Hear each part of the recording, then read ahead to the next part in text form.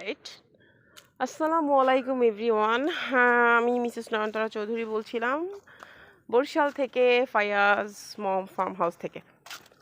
ওকে, তো আজকে আমরা যে টপিকটা নিয়ে কথা বলবো সেটা হচ্ছে কলাই শাকের যে চাষ প্রস্তুত প্রণালী, পুরা বিষয়টা নিয়ে। তো এই জায়গাটাতে হচ্ছে আমার এই ঘেরের মাঝখানটা যেটা হয়, ওই জায়গাটা আমরা পানি তো শুকায় ফেলছি।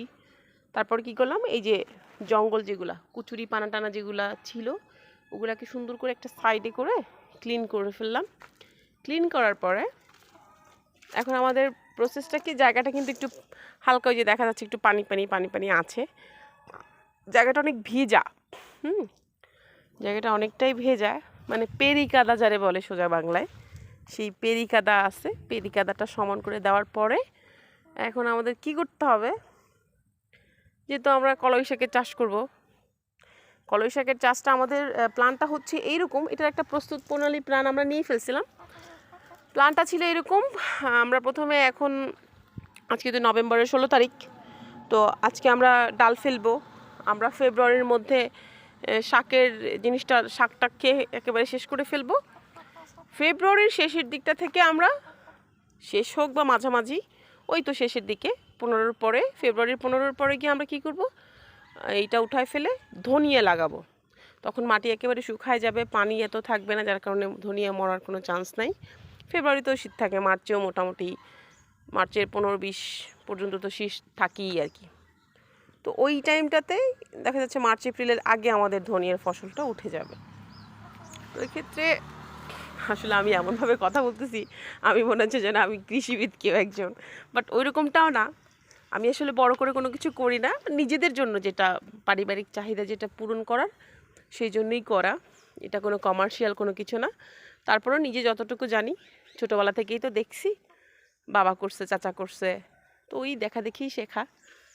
তো আজকে আমরা এটারে বলে আল্লাহ কলই ফালানো বরিশালের ভাষায়, কারণ হচ্ছে জায়গা যেহেতু পেরিকাদা অনেকটা, ওই জন্য। তো আমরা কি করতেছি, এই যে আমরা কলর ডালটা দেখাচ্ছি, এটা দেখতেছেন, এটা হচ্ছে কলর ডালটা। শুধু কলর ডালটা মাঝে মধ্যে আমার কাছে দেখতে মনে হয় পাথরের মতো লাগে। এই যে দেখেন, দেখাচ্ছি, এই যে এটা হচ্ছে বীজ ডাল। বীজ ডালটাকে, সিজনাল ডালটা যেটা সব থেকে ভালো ফসল, পোকা টোকা বাদ দিয়ে ওইটাকে সুন্দর করে বেছে ওইটাকে বীজ ডাল হিসেবে রাখি আর কি। হচ্ছে ডালটা। তো এটা আমরা কিভাবে রোপণ করব, যেটা রোপণ প্রস্তুত প্রণালী হচ্ছে শুধু ছড়ায় ছড়ায় দেওয়া। হ্যাঁ, ছড়ায় ছড়ায় দেওয়া, সেম একই অবস্থা। আমার হাতে ক্যামেরা, আবার সাথে হচ্ছে বীজ ডাল। এ দেখেন আমি ফেলতেছি এইভাবে, এরকম ছড়ায় ছড়ায় ছড়ায় ছড়ায় ফেলতে হবে, ঠিক আছে? এরকম ছড়ায় ছড়ায় ফেললে জিনিসটা হয়ে গেল, আর কোনো কাজ নাই। এটা ঘাসের মতো প্রথমে গজানো শুরু হবে, প্রথমে গজায় টজায়, তারপরে কিছুদিন পরে সারটা দিতে হবে, ওষুধ টষুধ দিতে হয়, হালকা কীটনাশক, খুব একটা বেশি কীটনাশক দরকার হয় না, ফার্স্ট টাইম একবার শুধু ইউজ করলে হয়ে যায়, এরপরে কিছু না।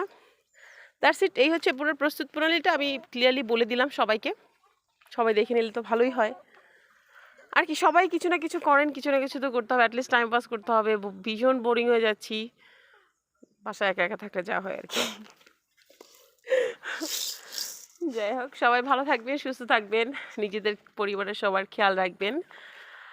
ভালো লাগলে লাইক, না লাগলে অফকোর্স ডিসলাইক, আর দেখতে দেখতে শুনতে শুনতে ভালো লাগা ভালোবাসা হয়ে যাবে ইনশাল্লাহ। সবাইকে আসসালামু আলাইকুম, সবাই ভালো থাকেন।